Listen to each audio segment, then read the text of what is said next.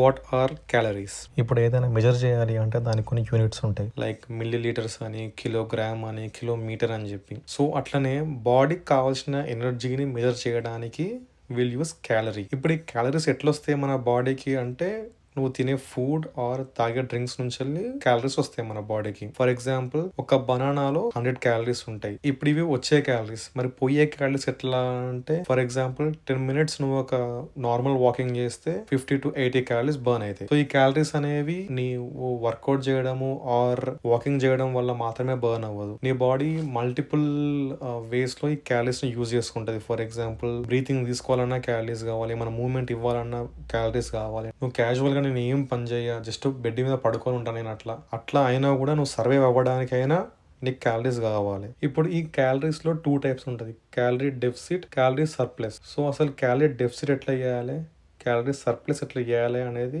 Next వీడియోలో చూద్దాం. అంతే, బై.